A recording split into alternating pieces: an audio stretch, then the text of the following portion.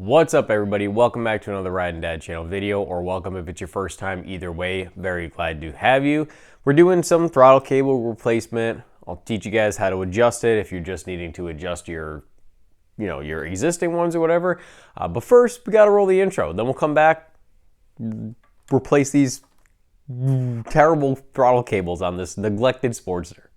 Riding down a YouTube channel, it's the riding down a YouTube channel, it's the riding down a YouTube channel, it's the riding down a thing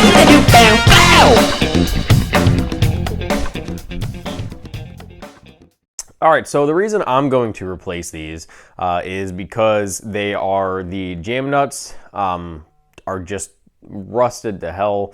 The feel, I'm sure the inside of these has some sort of debris or crap in there. They've probably never been lubricated. If you are unfamiliar with this build, this is a 2014 Sportster. Has 5,000 miles on it, so obviously wasn't ridden a ton. It's just, I'm replacing some of the stuff. You see I already replaced this brake line with this, I forget the sterling or whatever it is, or stainless steel finish from Magnum Shielding. Exact same finish we are going to go with on the throttle cables.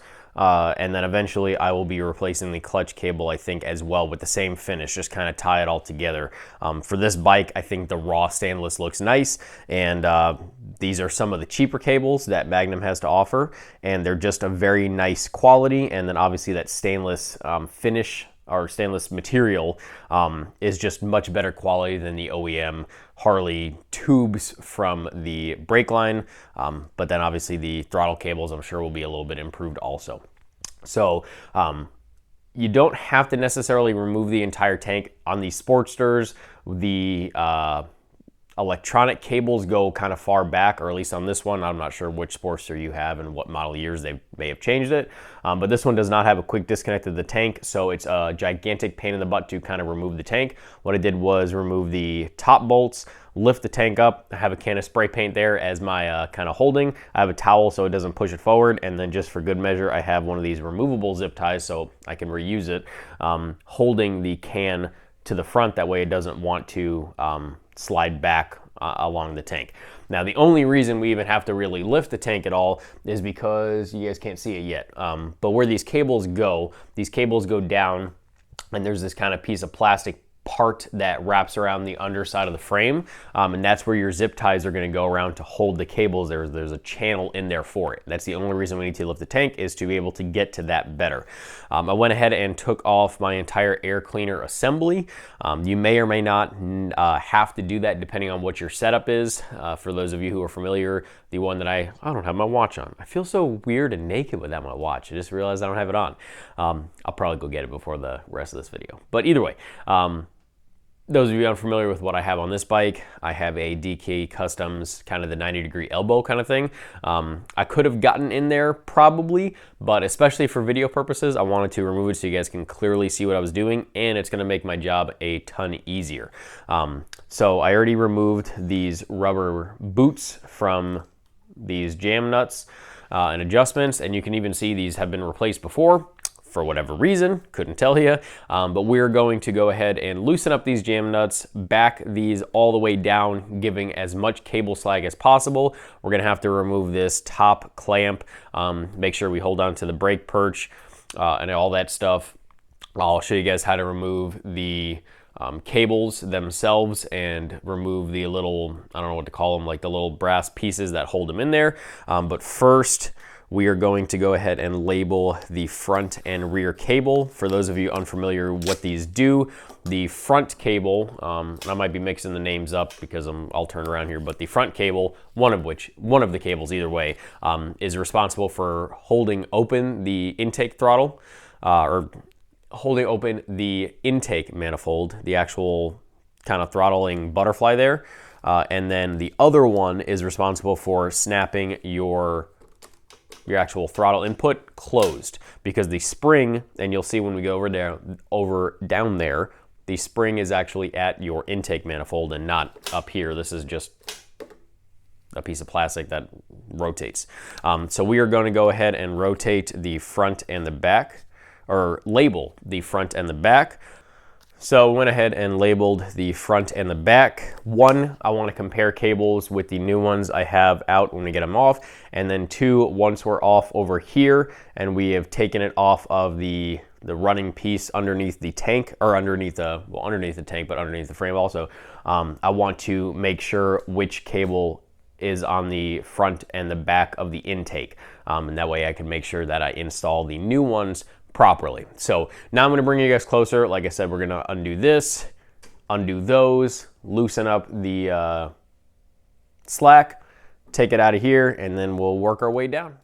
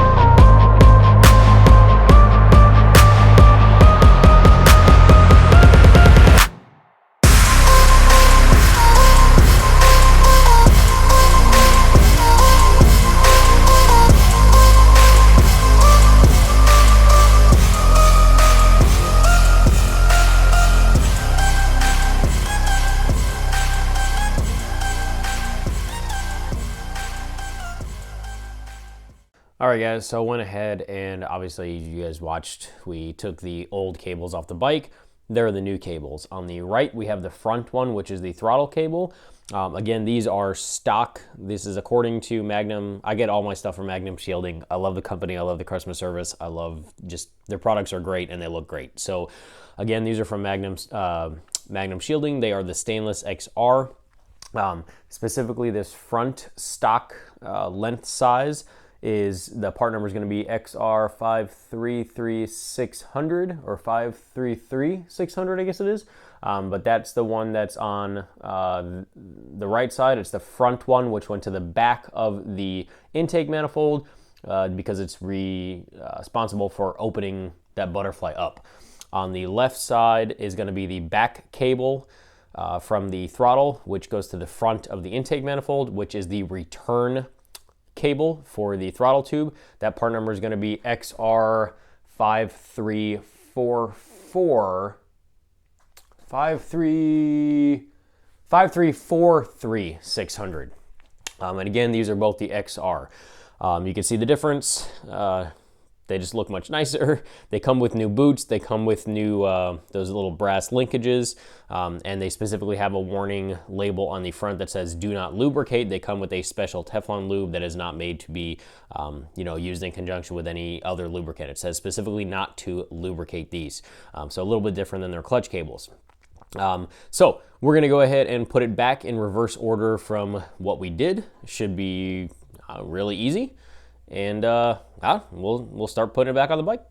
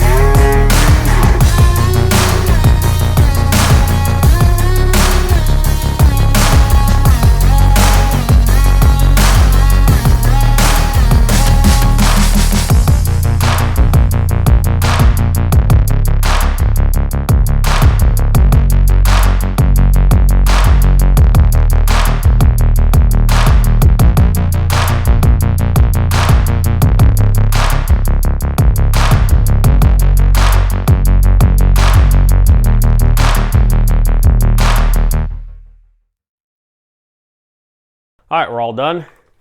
As you can see, that's how it should be. You should have a tiny bit of play in the throttle before it actually starts to activate. And then you could always check the cables down at the actual intake manifold. They should have a tiny bit of slack on both. More slack on the throttle side than on the return side, just because the return is a springy side. You saw that it had that little bit of spring. But like I said, it should be a little bit. And then if you had to adjust your perch bolts, which is the Torx 27 versus the Torx 25, which is the ones that we only had to do. If you do have to do that and readjust your whole setup and get on it, make sure it's angled correctly, whatever, you want to make sure that your throttle tube has a little bit of play on and off the bar. It should have shouldn't be hanging off there inches, but it should have just enough that the end of the tube or the grip, depending on your setup, that the end is not touching on that bar. That unnecessary friction is going to wear out the tube or the grip, and it's also going to negatively interact with your engagement. This little nubby on the bottom is, some people use it as a cruise control. I don't think that's a good idea. Personally, to me, that's just if you have a bunch of slop in there, you can just tighten that up because it just has like a little kind of elbow almost that raises up to it. I leave it mostly backed out all the time. This is a fresh throttle tube too. So something also to note, you saw me put the piece of cardboard in the grip, or not the grip, the brake lever. Basically, there is a sensor in there that you can see activate and not activate, or disactivate. Activate and not activate. You can see it with the brake lever, and it's attached to this housing. So when you put the cardboard in there, it makes sure that this does not interact with that. Now, the old school versions had more of a kind of almost like the Whippets hat style, like stepped. These new school ones have like a bulb, so you're much less of a possibility on these newer ones for you to injure those or break them or negatively impact the use of it at all. However, it is always a good practice just to put a piece of cardboard in there. It's super easy and damn near free. Something in there to wedge it just to make sure when you are reapplying it or reinstalling everything that it doesn't negatively interact there and you don't have any issues at all. Because the last thing you need is to do a simple couple $100 job like this and then have to go to Harley and order a specific part from Harley because you messed up an electrical fitting or switch. That sucks. So job is pretty much done. You guys saw the zip ties on under the tank for the cables, slightly different. Instead of doing it on the inside and worrying about cutting close to the cables and everything, I just put that bottom, like the actual nub part of the zip tie, on the bottom facing down. It does not negatively interact with the tank. It doesn't touch. I already double checked it. And you can't see it either way. So fit and finish wise, no issues there. Everything is all done. Like I said, you wanna make sure, turn the bike on, operate the throttle. The other thing to note that I didn't really explain before when we were doing it, when you're adjusting these throttle and return cables, you want to make sure that your butterfly valve is opening pretty close to all the way. It's never going to open 100% flat. You don't want your cable stressing the mechanism. It's going to open probably like 97%. You'll be able to just nudge it that extra way. That's pretty much where you want it. It's going to be as close to parallel with the ground as possible. It's going to be really close to it, but again, you don't want it to open all the way because opening all the way is going to add that little bit of a stress. And it's such a small amount. Those of you that are doing it, you guys will probably see exactly what I'm talking about and understand. Otherwise, it's kind of hard to, it doesn't come across in video very well either. So just to give you guys a heads up. But yeah, we're pretty much done. I think it looks pretty good. I think it matches the other one. I think the clutch cable is going to really tie into it nicely. I could have gone a little bit shorter. I don't think Magnum Shielding had shorter than stock cables. The bars that came, at least stock when I bought this bike, it was like kind of like almost the beach bars. So the throttle cable and stuff wound up being around here instead of here. Right now I have Thrashin. I think those are the hard bends. They're either the highs or the mids. I can't remember. They might be the highs. Honestly, I don't know. I got to double check my emails, but have those, and then you saw the extensions here. All right, so you guys are done. Now now that the video's done, I'm gonna go ahead and reinstall that air cleaner again, finish it up with a new gasket and stuff. I actually have a second one for whatever reason. They gave me 2 in the beginning, so that'll be pretty easy to do. Like I said, I think it looks better. It'll probably operate better longevity-wise. It feels much better. It feels smoother than the old one. Like I said, this was definitely a neglected bike for a while. But yeah, they're super easy to do. Magnum shielding has a bunch of different finishes. They have like a newish bronze kind of finish that matches the stock Lowrider S wheels and some of the other stock Harley stuff that they're doing. So they have a bunch of different finishes. I have a couple of their cables on the Lowrider S. And like I said before, I have their stainless brake line on this Sportster. I didn't do a video on it because I did a video on it for the Lowrider S, and I felt like it was just kind of redundant. If you want to check out how to do a brake cable, it's the same exact concept, same premise. I showed how to flush the brakes and bleed the brakes, and I did that on the Lowrider S playlist. So that brings me to the end of the video. Thank you guys very much for watching. Check out the description, look at all the links in there and everything. Check out Tucker Speed discount code and affiliate link, get you guys some discount on there. We're about to do a review on the 2nd gen Lexan pump, so look forward to that. Make sure you're subscribed, turn on post notifications, hit the thumbs up on this video because I think I earned it, but I really did appreciate it either way. And until the next time, guys, ride safe, have fun. Dad.